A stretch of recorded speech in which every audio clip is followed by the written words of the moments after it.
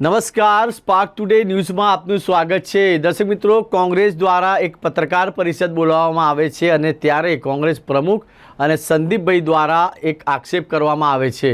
એ આક્ષેપને લઈને સયાજગંજ વિધાનસભાના જે ધારાસભ્ય છે કેયુર રોકડિયાએ પણ મીડિયાની સામે પોતાનું પક્ષ રાખ્યું છે।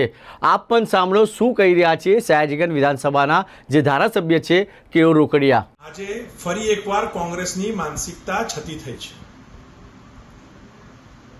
કોંગ્રેસના જ અગ્રણી જેની પર કાલે સામાન્ય સભાની અંદર એમનું મકાન જોનફેર કર્યા વગરની જમીન પર ઊભું છે એવો આક્ષેપ સામાન્ય સભામાં થયો હતો। એની સામે એને આજે વળતો આક્ષેપ નામજોગ મારા નામજોગ કર્યો છે કે સમા ગામની 650 સર્વે નંબરની જમીન પ્રતિબંધિત ઝોનમાં હતી અને કેયુરભાઈએ એનો ઝોનફેર કરાયો છે, કેયુર નારાયણદાસ રોકડિયા નામ સાથે। ત્યારે હું એને જવાબ આપવા માંગુ છું કે એ જમીનનો ઝોનફેર મારી પાસે કાગળ છે। 5 ઓગસ્ટ 2017ના રોજ એનો ઝોનફેર કરવામાં આવ્યો છે। સર્વે નંબર 650 એની અંદર લખેલું છે। હું ફરી એકવાર તારીખ કહું છું, 5 ઓગસ્ટ 2017ના રોજ આનો ઝોનફેર થયો છે।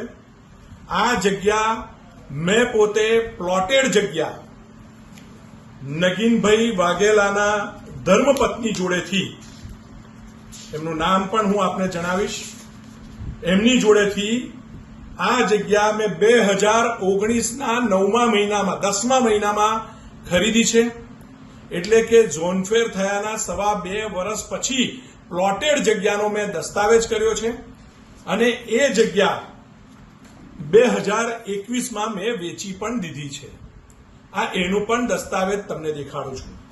એ દેખાડે છે કે ઝોનફેર જ્યારે 2017માં થયો ત્યારે હું આ જગ્યાનો માલિક નહોતો, જગ્યામાં ક્યાંય મારું નામ નથી, અને જ્યારે આજે આ જગ્યા જ્યારે 2019માં મેં ખરીદી ત્યારે પ્લોટેડ જગ્યા ખરીદી છે।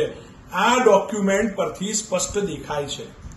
જે આંધળા હોય ને અને જે અણસમજુ હોય ને, જે અભણ હોય ને, એને આ વસ્તુની ખબર ના પડે।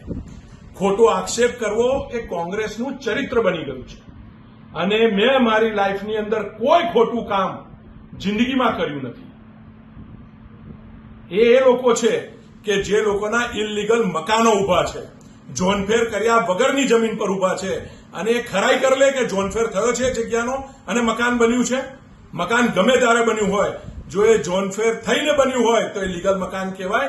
ઝોનફેર થયા વગરનું મકાન એ ઇલીગલ મકાન બાંધ્યું છે અને એના વળતામાં આ લાજવાને બદલે ગાજતા લોકો છે।